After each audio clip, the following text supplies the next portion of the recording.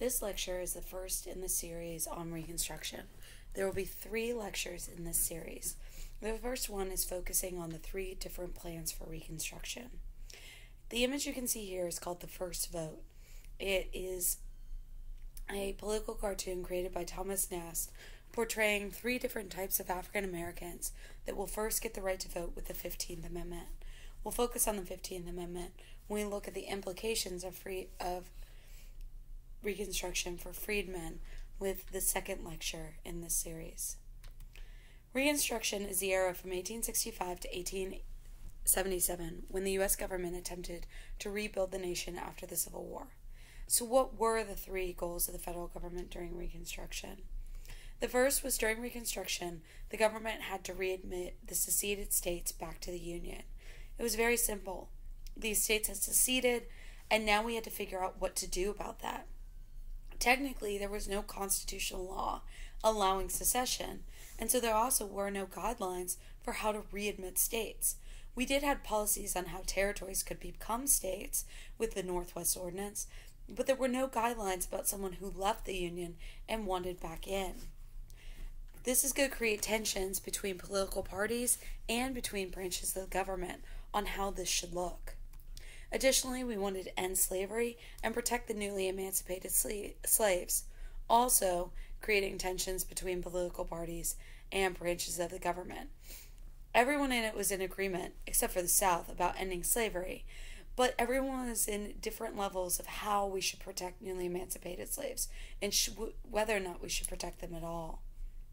And lastly, we needed to rebuild the South after more than 4 years of fighting. As the Civil War was ending, President Lincoln had promised a Reconstruction Plan for the Union, with malice towards none and with charity for all. This was part of his second inaugural address, which was given March 1865.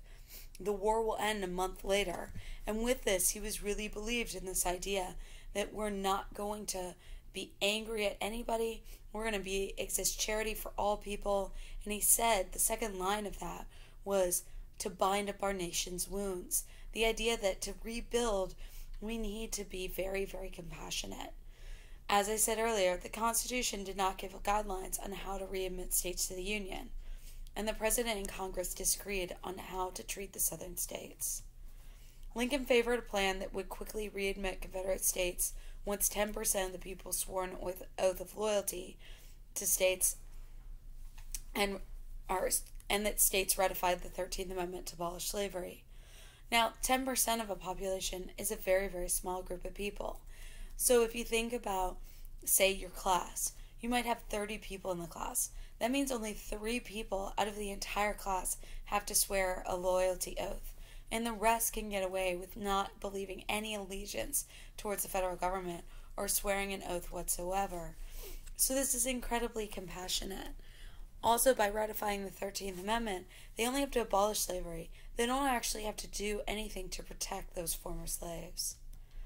Radical Republicans in Congress rejected Lincoln's plan because they felt it was too lenient on ex-Confederates.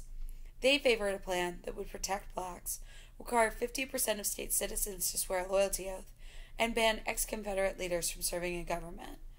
This would prevent people who seceded from the Union and perhaps served in the Confederate Congress from coming back and serving in the U.S. Congress later.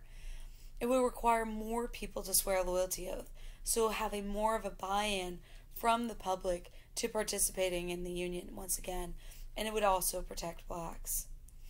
When Civil War ended and Lincoln was assassinated, now the government did not have a Reconstruction Plan in place. See this plan, the orange box and the green box, that was called the Wade-Davis Bill. It was an attempt by Congress to take control of Reconstruction, but Lincoln did not sign the bill into law. Matter of fact, he used something called the pocket veto, where he allowed the bill to become null and void when Congress went out of session. And so now that he's been assassinated, there is no Reconstruction Plan in place. So Lincoln's plan will be followed by Johnson's plan. After Lincoln's assassination in 1865, Vice President Andrew Johnson created a plan known as Presidential Reconstruction. Johnson's plan was lenient on Confederate states because he wanted the South to rejoin the United States quickly. The difference between Johnson's plan and Lincoln's plan will really deal with the 14th Amendment. Under Johnson's plan, Confederate states, ex-Confederate states, could join the U.S. once they ratified the 13th Amendment. Presidential Reconstruction did not require Southern states to protect former slaves, so Southern states will pass black codes to keep African Americans from gaining land, holding jobs, or any protection under the law. We're going to look at the black codes in greater detail in the second lecture. So radical Republicans in Congress, led by Thaddeus Stevens, opposed Johnson's Reconstruction Plan and pushed for laws to protect blacks.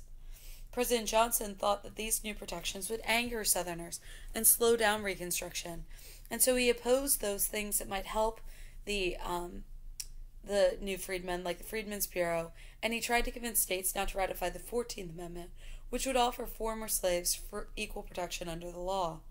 As you can see there, it's a very powerful image saying the Freedmen's Bureau, an agency to keep the Negro in idleness at the expense of the white man, twice vetoed by the president and made into law by Congress. Support Congress and you support the Negro. Sustain the president and you protect the white man. Very powerful imagery down there. And then, of course, you have the political cartoon of Johnson literally kicking the Freedmen's Bureau down the stairs by using the veto. Now, Congress will override Johnson's veto, but they will decide that after concerns over both the Freedmen's Bureau being vetoed as well as concerns over the Confederate Congress, the 1866 Congress looking exactly the same as the 1860 Congress by all those former Confederates retaking roles in the 1866 election, that maybe they should take over control of Reconstruction from the president. So that's going to lead to Congressional Reconstruction. This is also called Radical Reconstruction or the Reconstruction Act of 1867. Congressional Reconstruction was strict, protected the rights of former slaves, and kept Confederate leaders from regaining power in the South.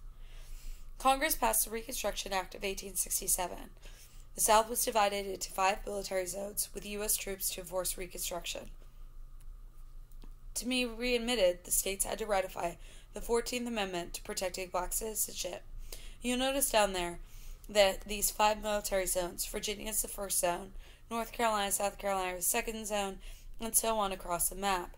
You'll notice Tennessee didn't have to re-enter the Union because they had already ratified the 14th Amendment and had also offered voting rights to former slaves.